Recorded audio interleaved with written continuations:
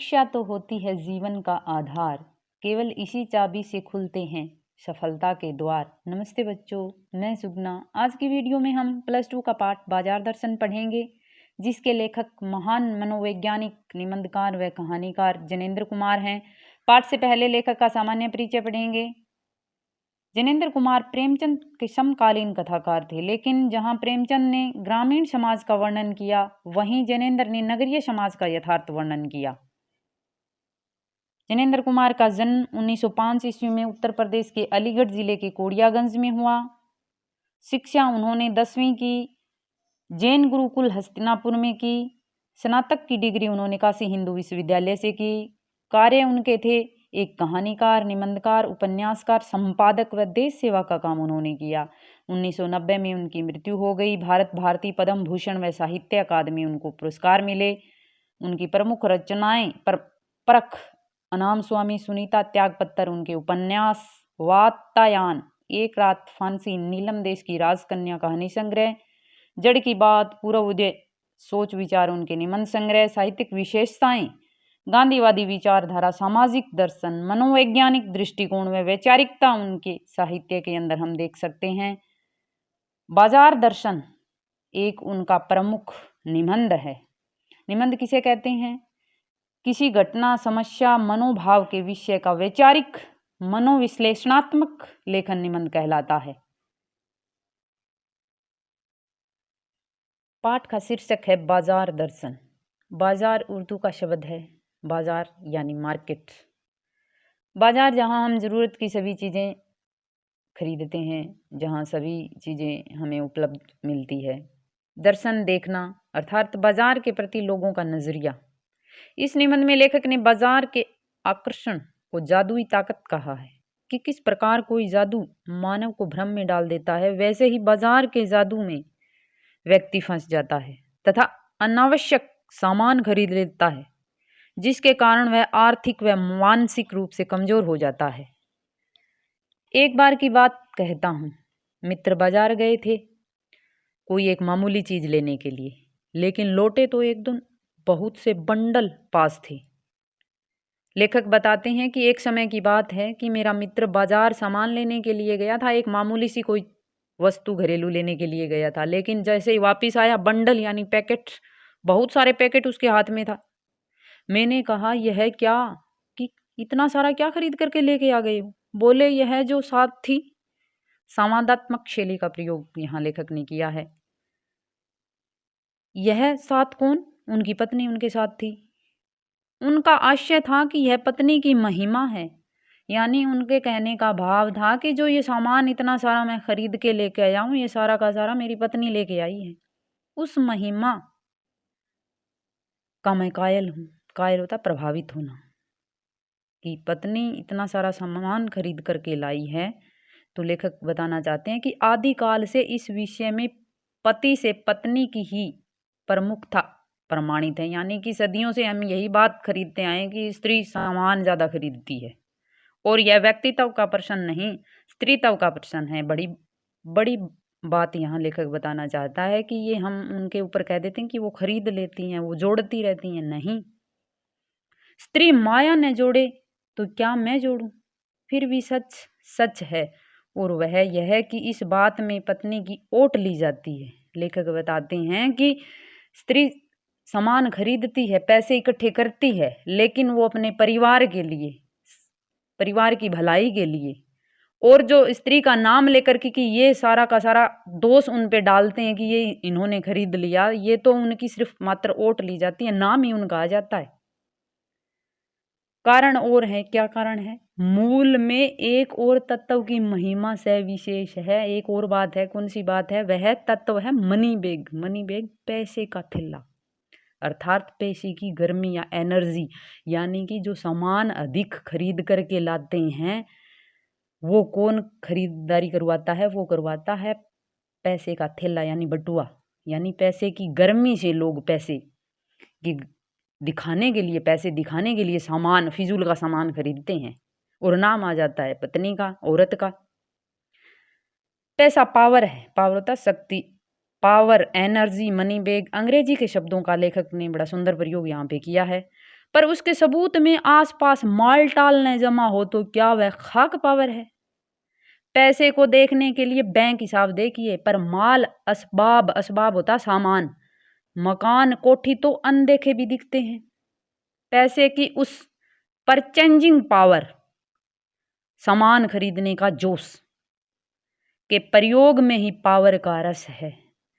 लेखक इन पंक्तियों में बताना चाहता है कि पैसे के अंदर कितनी ताकत होती है। यह मानव की प्रवृत्ति होती है बताने की, सामान खरीद के।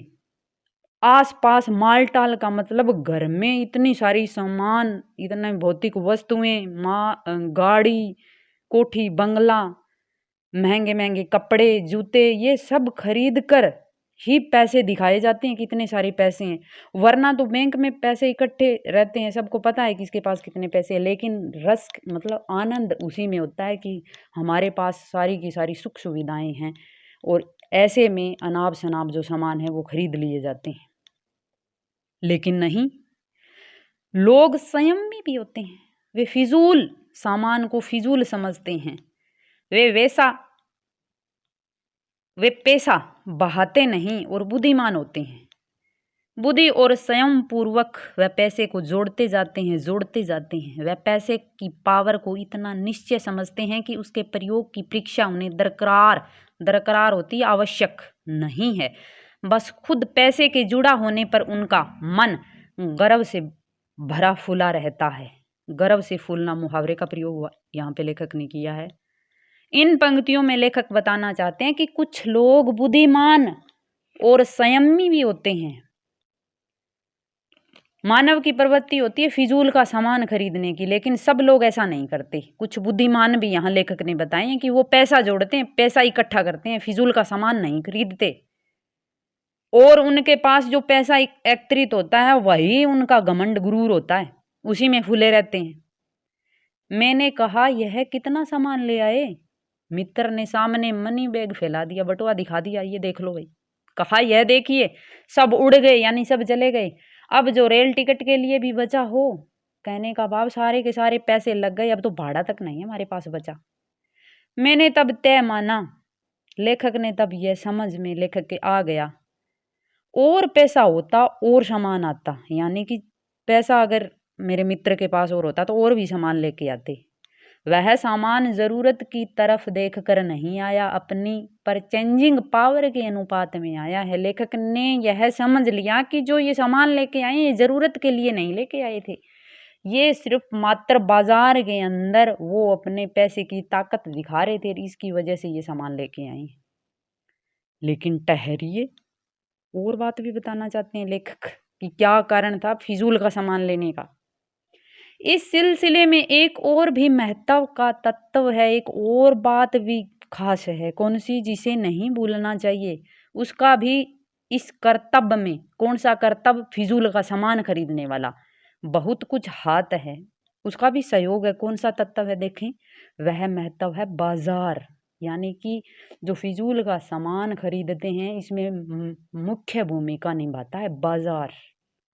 मैंने कहा, यह इतना कुछ नाहक ले आए, नाहक व्यर्थ का सामान क्यों लेके आए? मित्र बोले, कुछ न पूछो, बाजार है कि शैतान का जाल। शैतान का जाल होता है जिसमें एक बार फंस जाए फिर निकल नहीं पाता, और ऐसा ही उनके मित्र ने कहा कि वो तो शैतान का जाल था, हम तो फंस गए उसके अंदर और सारे पैसे लग गए।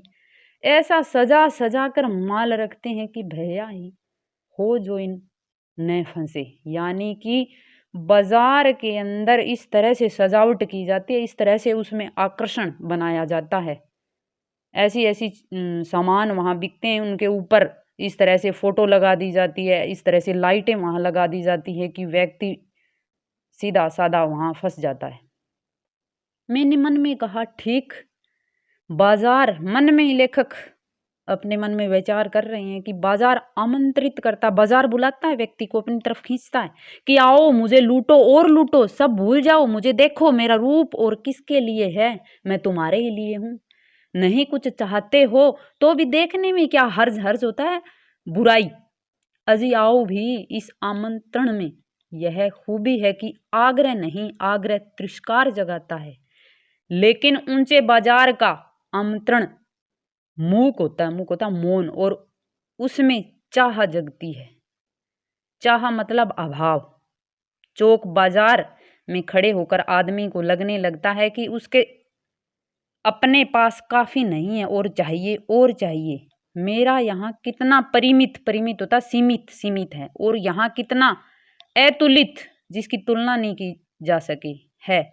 ओहो, इन पंक्तियों में लेखक बताना चाहता है कि बाजार का दर्शन इस तरह व्यक्ति को आकर्षित करता है, मानो वो अपनी ओर खींच रहा है, अपनी ओर बुला रहा है, कि व्यक्ति न चाहते हुए भी वहां चला जाता है।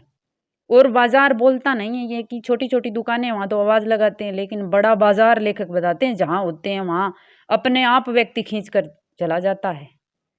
जहां कोई बुलाता है तो उसमें तिरस्कार होता है, कहने का भाव उसमें हम नहीं जाते, कि ये हम अपमान मानते हैं छोटी दुकानों में जाने का, कि ऐसी इस जगह हम सामान नहीं खरीदेंगे। लेकिन बड़ी बड़ी जहाँ दुकानें होती है, जहाँ मुंह मांगी कीमत मांगी जाती है, वहाँ हम सामान जब खरीदते हैं तो हम उसके अंदर हम हमारा सम्मान मानते हैं।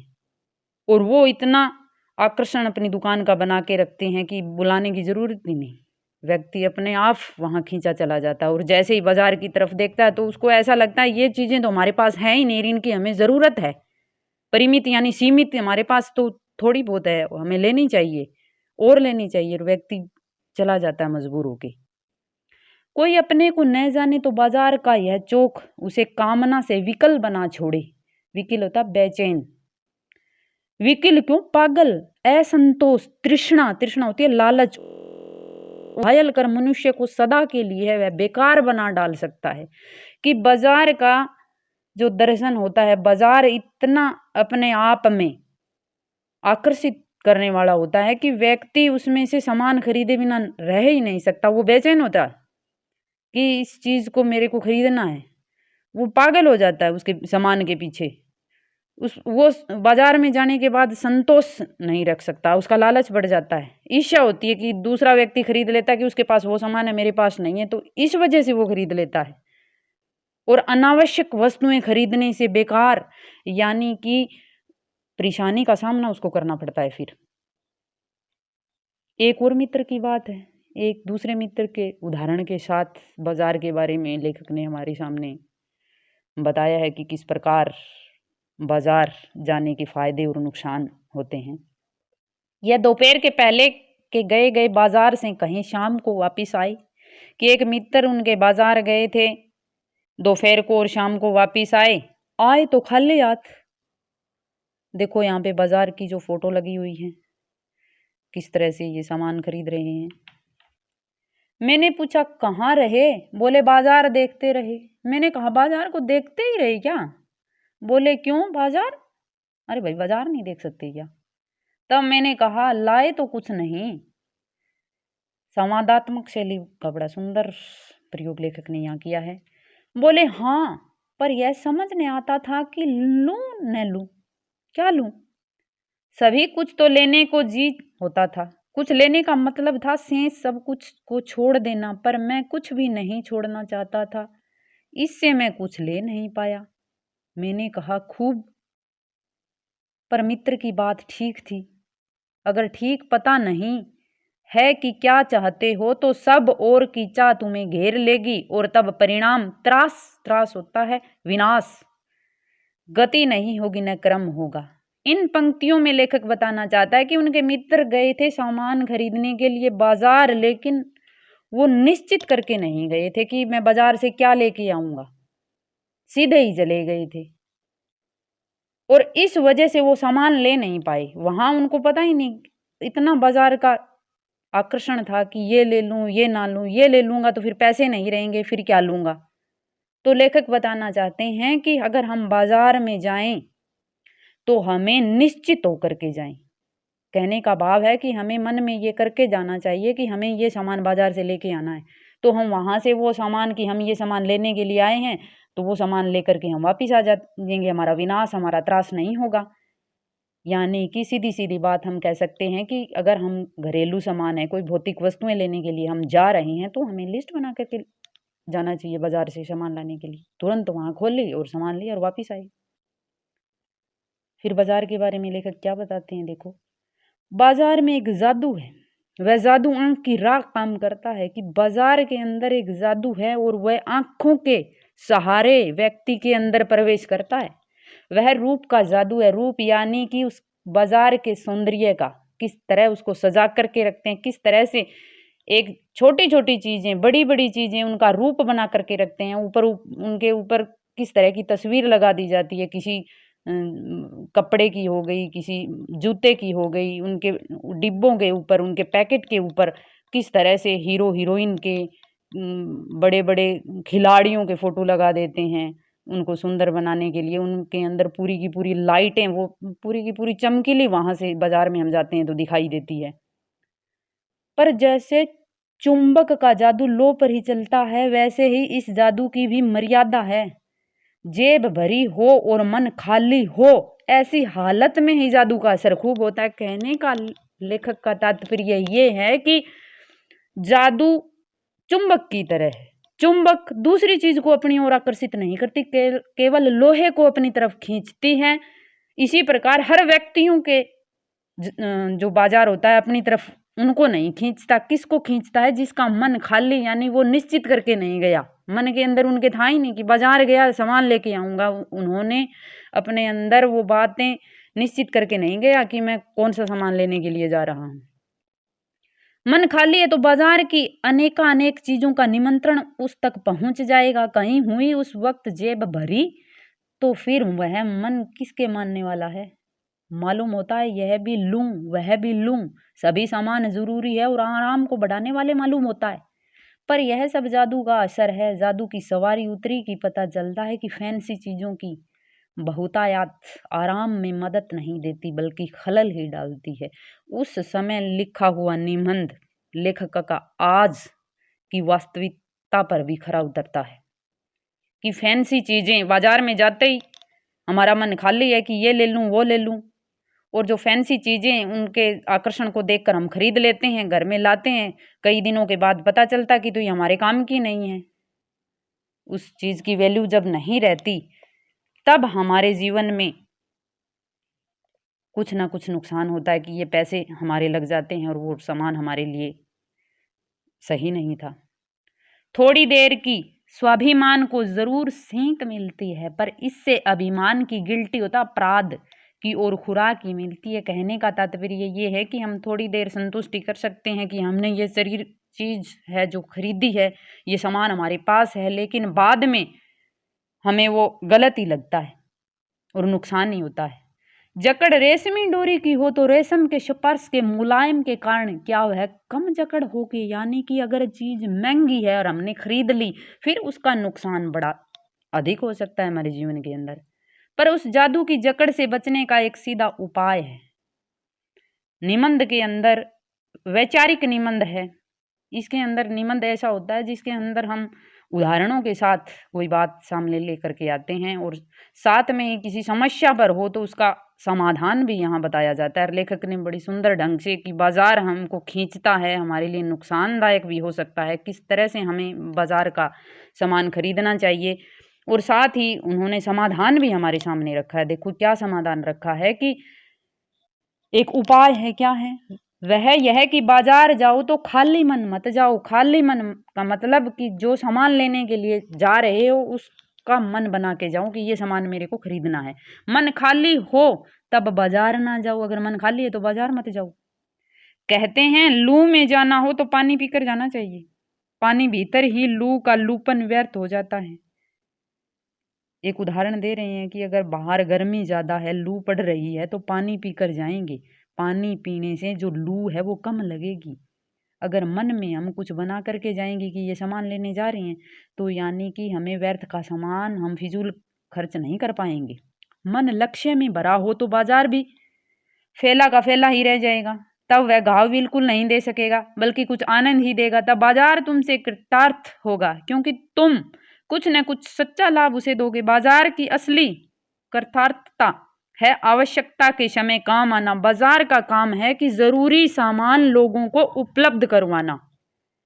अगर हम जरूरी सामान खरीदेंगे तो बाजार पे कृपा करेंगे। यहाँ एक अंतर चिन्ह लेना बहुत जरूरी है। कि मन खाली नहीं होना चाहिए। इसके अंदर भी एक बात और जानना जरूरी है, वो कौन सी है? मन खाली नहीं रहना चाहिए।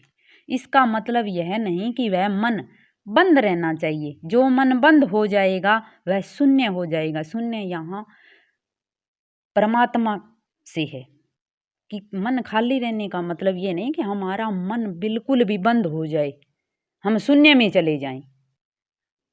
और शून्य होने का अधिकार बस परमात्मा के पास है। शून्य का मतलब कोई इच्छा शेष न रह जाना। और इच्छा किसकी शेष नहीं रहती? परिपूर्ण कौन होता? परमात्मा। यानी कि हम परमात्मा कभी नहीं बन सकते, हम मानव है जो सनातन भाव से संपूर्ण है। सनातन यानी सदियों से चले आ रहे, संपूर्ण की पूर्ण है, शेष सब अपूर्ण है। भगवान से जो नीचे सब कुछ है वो अधूरा है। इससे मन बंद नहीं रह सकता। सब इच्छाओं का निरोध कर लोगे यह झूठ है। और अगर इच्छा निरोध सत्य का ऐसा ही नकारात्मक अर्थ हो तो वह तप झूठ है। वैसे तप की राह रेगिस्तान को जाती होगी, मोक्ष की राह वह नहीं हो सकती। कि हम कह सकते हैं कि हम हमारे मन के ऊपर कंट्रोल कर लेंगे तो यह झूठ है। कि हम सब कुछ रोक करके रख लेंगे तो झूठ है। ऐसा तो परमात्मा ही कर सकते हैं। अगर ऐसी राह पर हम चलेंगे तो वो उस राह पर हम नहीं चल सकते, ना ही हमें मोक्ष की प्राप्ति हो सकती है। ठाट देकर मन को बंद कर रखना जड़ता होती है, मूर्खता है। लोभ का यह जितना नहीं कि जहां लोभ होता है यानी मन में वहां नकार हो, यह तो लोभ की ही जीत है और आदमी की हार। आंख अपनी फोड़ डाली तब लोभनीय के दर्शन से बचे तो क्या हुआ? ऐसे क्या लोभ मिट जाएगा? और कौन कहता है कि आंख फूटने पर रूप दिखना बंद हो जाएगा? क्या आंख बंद करके ही हम सपने नहीं देख लेते? और वे सपने क्या चैन भंग नहीं करते? इससे मन को बंद कर डालने की कोशिश तो अच्छी नहीं। वह कार्त बिना कारण, यह तो हट वाला योग है। शायद हट ही हट है, योग ही नहीं। इसमें मन कृष होता दुखी भले ही हो जाए और पीला और अशक्त जैसे विद्वान का ज्ञान, वह मुक्त ऐसे नहीं होता। इससे वह व्यापक होता, विस्तार की जगह संकीर्ण होता, संकुचित, और विराट बड़ा की जगह शुद्र होता, छोटा होता है। इसलिए उसका रोम रोम मूंद कर बंद तो मन को करना ही नहीं चाहिए। वह मन पूर्ण कब है? हम में पूर्णता होती तो परमात्मा से अभिन्न हम महाशून्य ही न होते। अपूर्ण हैं, इसी से हम हैं। सच्चा ज्ञान सदा इसी अपूर्णता के बोध को हम में गहरा करता है। सच्चा कर्म सदा इस अपूर्णता की स्वीकृति के साथ होता है। अतः उपाय कोई वही हो सकता है जो बलात् मन को रोकने को न कहे, जो मन को भी इसीलिए सुने क्योंकि वह अप्रयोजनीय, जिसका कोई उद्देश्य न हो, रूप में ही हमें नहीं प्राप्त हुआ है। हाँ, मनमानेपन की छूट मन को न हो क्योंकि वह अखिल का अंग है, खुद कुल का नहीं। इन पंक्तियों के अंदर लेखक यह बताना चाहता है कि अगर हम हट कर लें कि हम कुछ नहीं खरीदेंगे, हम अपने मन के ऊपर पूर्ण कंट्रोल कर सकते हैं, हम हमारी इंद्रियों को वश में कर सकते हैं, ये हम नहीं कर सकते, ये सिर्फ परमात्मा कर सकता है। हम साधारण मानव हैं, हम अपूर्ण हैं, हम ये काम नहीं कर सकते। अगर हम ऐसा करने की सोचेंगे तो ये आंख फोड़ने वाली बात हो जाएगी कि अगर हम आंख फोड़ लेते हैं तो क्या हम सपने देखने छोड़ देंगे? हम सपनों के अंदर भी हमारा मन उन चीज़ों की लालसा करेगा। यानी कि हमारा मानव रूप हमें मिला है, अगर हम इस धरती पर मानव रूप लेकर आए हैं तो इसके अंदर भी कोई उद्देश्य है हमारा। यानी कि जीवन यापन के लिए, परिवार के लिए हमें ज़रूरत का सामान खरीदना होता है। और शरीर का अंग एक मन है, मन की माननी होती है, लेकिन मनमाने ढंग से मन की छूट नहीं होनी चाहिए कि जो मन हमारा करता है वो गलत है, सलत है, इस तरह का हमें नहीं करना। लेकिन मन की सुनकर जो अच्छा है वो हमें करना चाहिए। पड़ोस में एक महानुभाव रहते हैं जिनको लोग भगत जी कहते हैं, चूरन बेचते हैं। एक और उदाहरण के साथ लेखक हमें फिर कुछ बताते हैं कि एक पड़ोस में भगत नाम के व्यक्ति रहते हैं जो चूरन बेचते हैं। यह काम करते जाने उन्हें कितने बरस हो गए, बहुत दिनों से चूरन बेचने वाला उनका काम है, लेकिन किसी एक भी दिन चूरन से उन्होंने 6 आने पैसे से ज्यादा नहीं कमाई। चूरन उनका आसपास सरनाम है। चूरन तो उनका नाम है, प्रसिद्ध सरनाम होता है जिसका नाम प्रसिद्ध हो जाए, जिस नाम से कि चूरन नाम उनका लिया जाता है, चूरन जो बेचते हैं। और खुद खूब लोकप्रिय है। कहीं व्यवसाय का गुर पकड़ लेते हैं, गुर होता हुनर, उस पर चलते तो आज खुशहाल क्या मालामाल हो जाते हैं। यानी कि चूरन बेचने की कला और जो हुनर था उनका बड़ा बहुत अच्छा था। इससे अगर बड़ा व्यवसाय करते ना, बड़ा बिजनेस करते, तो आज उनके पास बहुत पैसे होते। क्या कुछ उनके पास नहीं होता, सब कुछ होता उनके पास। इधर 10 वर्षों में से मैं देख रहा हूँ उनका चूर्ण तो बिक रहा है, इतने प्रसिद्ध थे। पर वह न उसे थोक देते, इकट्ठा माल कभी नहीं देते थे, न व्यापारियों को भी अपना सामान नहीं बेचते थे। पेशगी, पैसगी होती है काम से पहले जो पैसे दिए जाते हैं, वो ऑर्डर कोई नहीं लेते कि उनके पास आते कि इतना इतना चूरन बना दो, हम पहले इतने पैसे दे देंगे, लेकिन वो काम वो करते ही नहीं। बंधे वक्त पर अपनी चूरन की पेटी लेकर घर से बाहर हुए नहीं कि देखते देखते 6 आने की कमाई उनकी हो जाती। यानी कि चूरन लेकर बाहर निकलते ही उनके जो चूरन था वो बिक जाता था। लोग उनका चूरन लेने को उत्सुक जो रहते थे। चूरन से भी अधिक शायद वह भगत जी के प्रति अपनी सद्भावना का दे देने को उत्सुक रहते थे। सद्भावना, उनके व्यवहार बहुत अच्छा था लोगों का उनके प्रति। पर 6 आने पूरे हुए नहीं कि भगत जी बाकी चूरन बालकों को मुफ्त बांट देते थे। जितने उनको जरूरत थी उतना ही चूरन बेचते थे, बाकी का चूरन वो बांट देते थे। कभी ऐसा नहीं हुआ कि कोई उन्हें 25वां पैसा भी दे सके, यानी कि बाकी आगे का पैसा वो कमाते ही नहीं। कभी चूरन में लापरवाही नहीं हुई और कभी रोग होता भी मैंने उन्हें नहीं देखा। यानी कि कोई भी चूरन में वो ऐसा वैसा करके नहीं बेचते थे और ना ही किसी को मैंने बीमार होते देखा। आज के लिए इतना ही। आगे की वीडियो में पाठ कंप्लीट करेंगे। धन्यवाद।